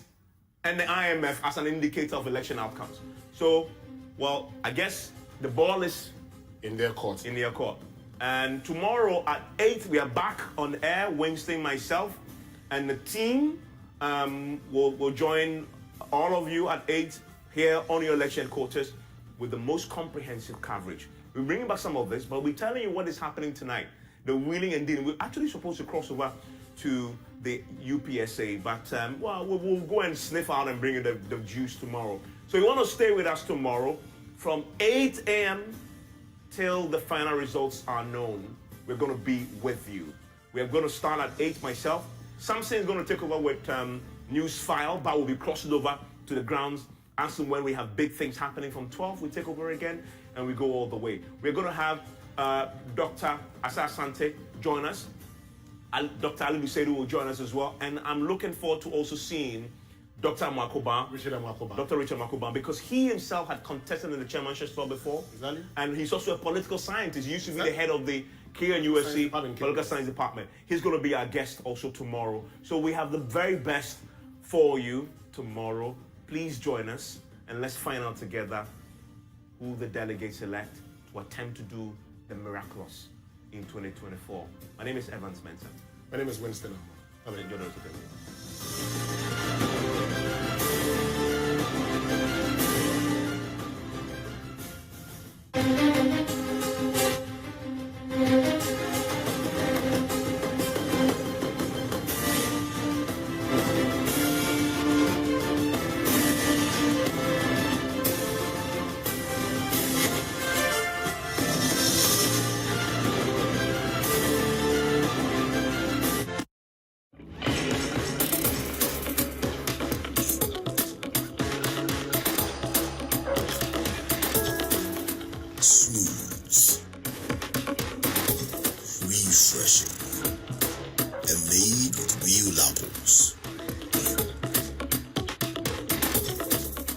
Refreshing apple cider.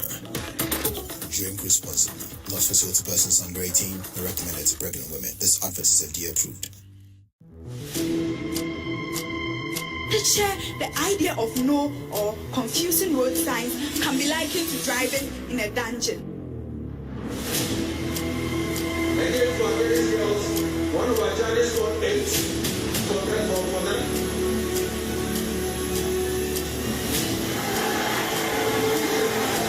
16 schools in Ashanti are ready to battle for supremacy and the bragging rights as the best school in debate.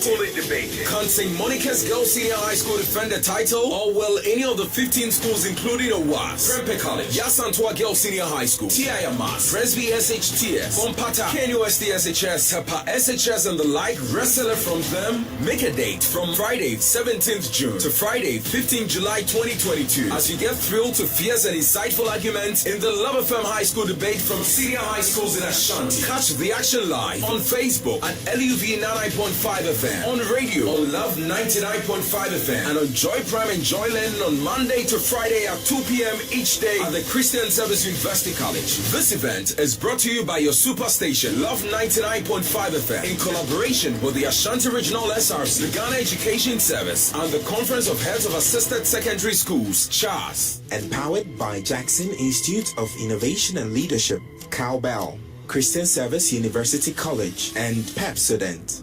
Sponsored by Madam Catherine, Best Brain Publications, Zest Consult, Top Choco, Academic City University College, and Flora Tissues.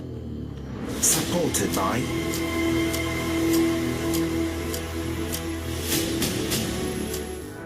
My name is Akufo-Addo. People call me Who Knows Tomorrow. I don't want to hide the good things from the good peoples of Ghana. Let me tell you about watching your favorite kid show, movies, telenovelas, sports, news, etc. and etc. in crystal clear, high definition picture. This year we know come to play.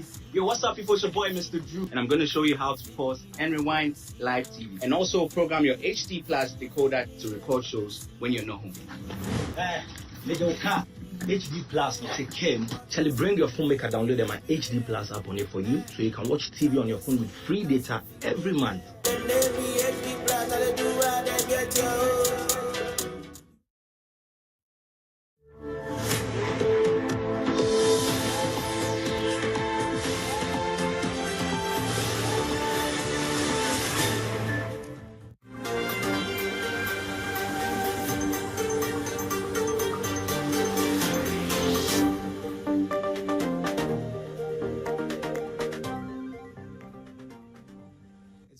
for the launch for this 13th edition, and we are indeed glad to be here. My name is Benjamin Akapo. Thank you for your company. This year, the theme of the event is Where You Live Matters. It does matter. Where you live, are you thinking about flooding? Are you thinking about access routes? Are you thinking about electricity, whether you're on the electricity grid? And those are some of the very important matters that our guests this morning are going to be dilating on.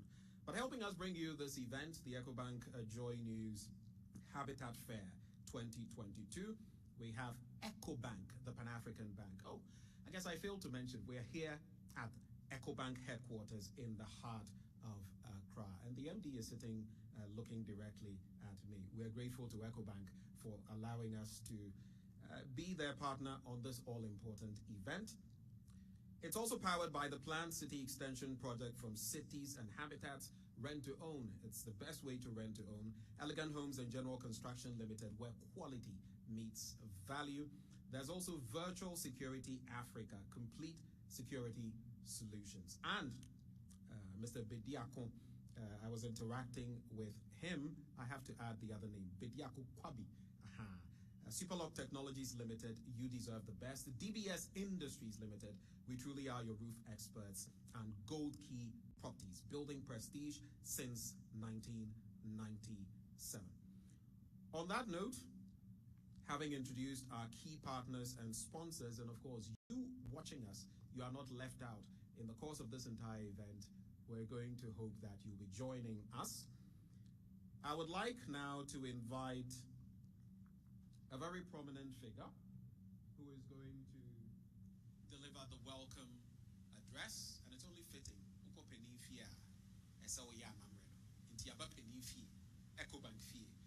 And the MD, in the person of Mr. Dan Saki, will give us the welcome address. Mr. Saki. What is good about this year? Last year we had an event, it was fully virtual. This year, due to an improvement in the environment, and I think that we are all gradually learning to coexist with COVID. And if you want evidence, I was on the flight somewhere last weekend. Virtually nobody had a mask on the flight, and I said, these are new times. Okay, so yes, we know that COVID is on our swing, but I think we are learning to live with it, and that's why this year's event we find ourselves here now with stronger attendance than what they had last year. Okay. So welcome to EcoBank. We are always excited to be part of something that is key, is dear to the heart of every Ghanaian, and there's no central topic you can choose than accommodation. If you have been in Accra the past 1 month, it can either be positive or negative, depending on whether you live in an area that was flooded or wasn't flooded. So if it was not flooded, then you are very lucky. And as he said, I think extending from that, the theme of where you live matters. I would actually extend it further and say that if you are part of this venture, you are part of this partnership, we are working together to make sure that every Ghanaian can realize his dream of owning a house. But for that to be complete, then I'll add that where you bank also matters.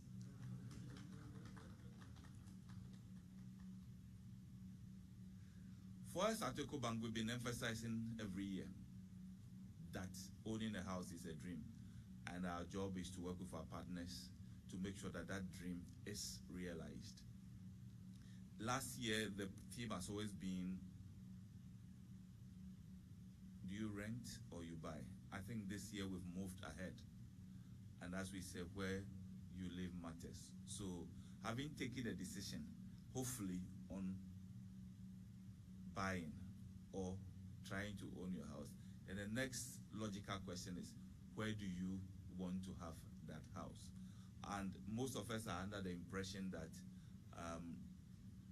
it is cheaper to live far off, probably because the initial access, the initial capacity to acquire the land or the initial capital to be able to complete the entire housing process will not be easy to come by. But we've also seen that if you save, if you plan deliberately, like every individual venture, you will be able to do that, because ultimately we all pay the price in one form or another. And I always ask my audience that anytime we talk about accommodation, anytime we talk about housing, anytime we talk about house ownership, just drive across any principal street getting out of Accra, whether you are heading towards Aflao, whether you are heading towards Insawam, whether you are heading towards Kaswa, or in this case, heading towards Winneba. Both sides of the road are littered with large numbers of uncompleted properties. Those properties represent people's savings. So you are indirectly saving. The difference is that that saving is not generating a return.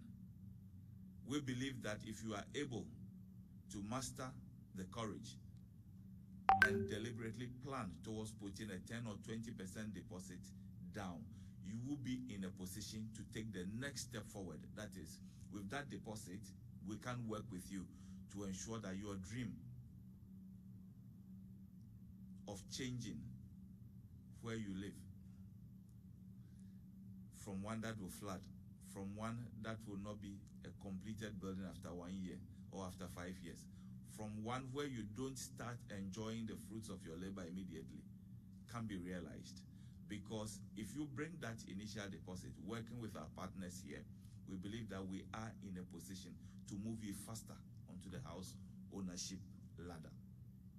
It is that belief that drives us anytime we get to this time of the year, where we start talking about our partnership with our friends and other colleagues to help you realize that dream. And we believe that this year will not be any different. Whilst we know that we've made an impact over the years in making sure that we've moved people ahead, this year we expect the impact to be greater. And the fact that there's a larger number of partners confirm that the impact will be greater.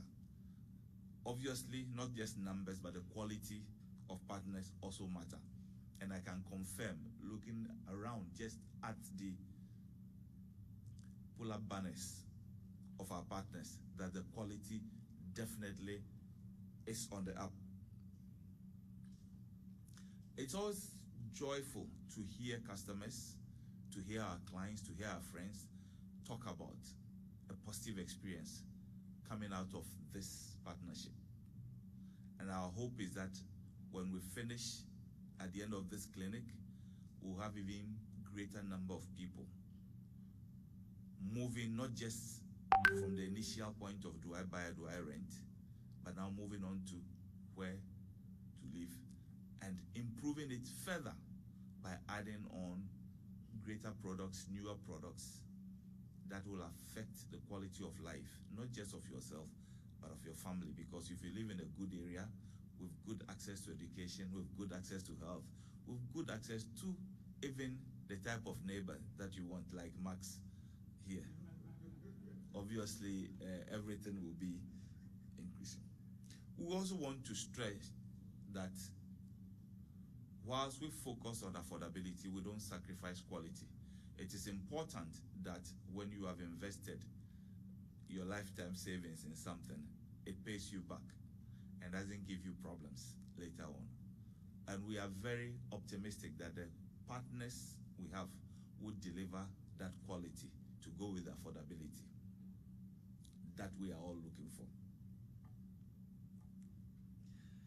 For those of you who have also been following EcoBank, during the course of the year, we did launch the pension bank mortgages, which we thought was a major breakthrough in moving people forward.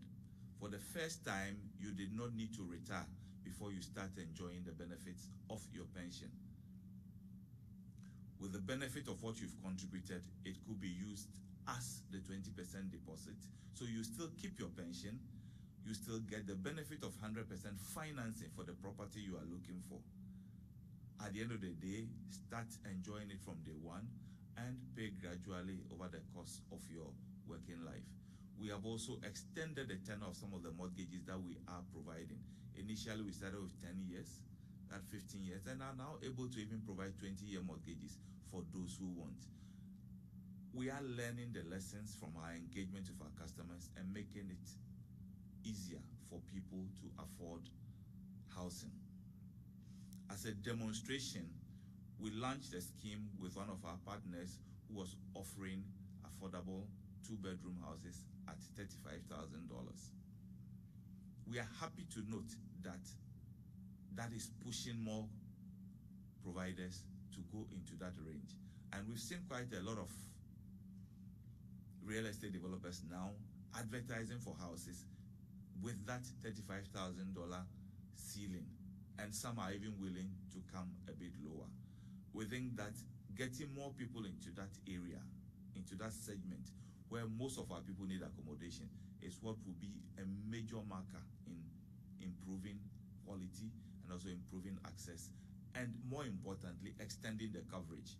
Because a friend of mine said that there are a lot of empty houses at Labone encampments, but there are no occupants. So this time, working with our partners, we are aiming at the segment of the market which is down there, where the bulk of our people find ourselves, and we expect that we should be able to move a lot more people onto the housing ladder. So please take advantage of our pension-backed mortgages, even for those in the informal sector. If you have a constant habit of saving on a monthly basis, and also taking up a pension scheme with any of the providers, because there are pension schemes for the informal sector, you also are able to position yourself on the ladder to be able to benefit from the pension-backed mortgages. We expect that by the end of the clinic, we will start seeing tangible results, not just in terms of words, but in terms of actual number of people applying for the houses that will be offered, increased number of people with better knowledge to be able to make the right choices. And some of those right choices will mean not starting something that might take 10 to 15 years before you start benefiting. Let's ensure that we improve our savings habit, we improve our knowledge, and make sure that we are buying houses in areas with all the desired amenities, so that we can confirm indeed to all that where you live matters, but above all, also attest from EcoBank's perspective that where you bank matters. Thank you very much. That we've heard from our chief partner, EcoBank, and Mr. Dansaki delivering beautifully, we shall also hear from us, the Multimedia Group Limited. We've done this back to back, all because of you. To give us a speech on the back of all that we've been doing and what we can expect moving forward is our General Manager, Sales and Marketing, in the person of Mr. Max Fuga. Let's put our hands together.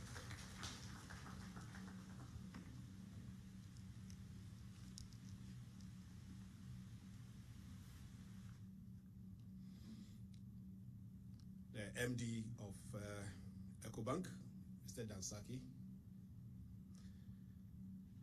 I understand he flew in last night just for this program.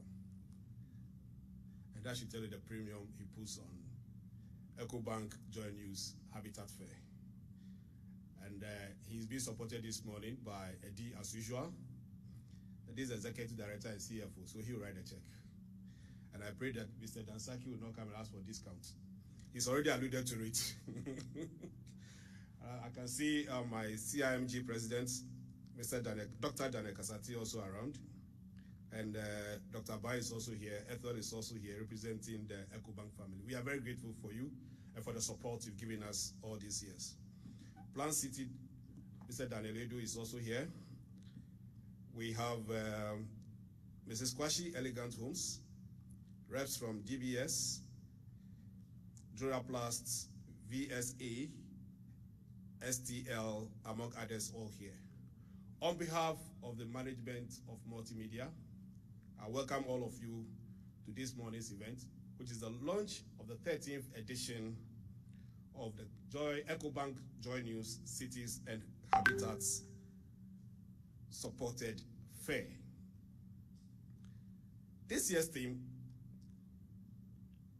is home ownership, where you live matters.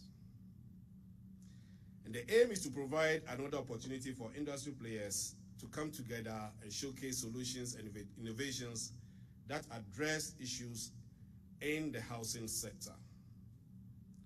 Across the continent, urban populations are increasing fast, and as a result, there is enormous pressure on housing. The percentage of Ghana's population living in urban centers is projected to be 55%, and if we are about 30 million, you can imagine 55% of 30 million. To address the deficit, the experts tell us that we need about 120 or 200,000 housing units annually across all the 16 regions in Ghana. That's a very huge one. But here comes the challenge. When it comes to home ownership in Ghana, there are a lot of things that work against us. High cost of mortgage, the pricing of the commodities, or like somebody who put it, dollar index pricing. Lack of access to long-term CD-denominated financing are just a few that I'll mention this morning. It is how gratifying to note that our partners, sponsors, exhibitors have various exciting solutions to many of these housing problems. And I'm grateful EcoBank said, while we are saying where you live matters, we should also add where you bank matters. We at Multimedia find the theme for this year's Habitat Fair very appropriate, as it represents different opportunities for all the stakeholders in the housing sector. It is a platform for finance companies to showcase their offers, real estate firms to talk about and sell their products, and for individuals, families, and organizations to get the best in the market, because we are assembling the best in the markets. Where you live matters. What are the factors that influence where we live? Your decision to live at Afuama, where I live, and work at Okumimli is influenced by certain factors, including costs, resources, convenience, proximity, and a lot more. What we seek to do at this fair is to empower you through unbiased, fact-based, and time-tested information for you to be able to make that informed decision on where you want to live, not only where you want to live in terms of location, but even the type of house you live in and how you finance it. Very important. And this information will be made available to you. You'll be engaged by our sponsors and participants to ensure that you are well informed to take this decision. To our sponsors and partners and participating entities, we are confident that your products will be affordable. We currently, we've heard a lot of stories about the high cost of building materials, including the famous iron rods. I was just told this morning that a bundle is about 8,000 now. But we want to appeal to our partners, sponsors, and participating entities that you try and make your products affordable enough for our prospective homeowners. To EcoBank, our funding partner, and others in this sector, we count on you to provide affordable funding for our clients. And to the other participants, we want this fair, this year's fair, to be an affordable fair. And so we want to encourage you to consider a lot of factors in pricing, but make sure that it is affordable to the Ghanaian. Our first clinic will take place from 22nd to 24th of July at the Achimota Mall. The second one will take place at the Wells Hills Mall from the 5th to 7th August this year. The main fair will take place at Accra International Conference Center as usual from the 24th to 28th August. And we believe that by the end of these clinics and the main fair, we'll have answered the question, where you live matters. We'll have provided solutions to people, so when they come to the fair, it's not just theory, but they're empowered, and we provide them solutions as well. On behalf of management and staff of Joy FM again, and Joy News, the entire multimedia group, we say a very big thank you to you, and we wish all of you a successful fair. Thank you and God bless you. Let's bring in our partners and some of those who are going to be showcasing what they have, strutting their stuff. We'll start with a speech from a gentleman who last year had many interactions with me about building or buying. Well, today he's going to be telling us a lot more about how important it is where you live. We have none other than the project manager with the Planned Cities and Extension Projects, that is Cities and Habitats, Daniel Ohene-Addo. Let's put our hands together for Mr. Addo. I'd like to thank all of us, and especially the multimedia group, Joy News, for this great partnership. I think it's 3 years now, and by the grace of God, the Planned City Extension Project is doing very well. We are doing very well by the grace of God. As the MD of EcoBank said, the popularity of the Planned City Extension Project is growing by the day. In fact, it's still growing. And maybe I'd like to suggest that perhaps it's time for EcoBank and the City Extension Project to explore possible synergies. Because from where I stand, I can say that it's fast becoming one of the most sought after housing projects in the country, especially because of the model that we have. The Planned City Extension Project, as most of us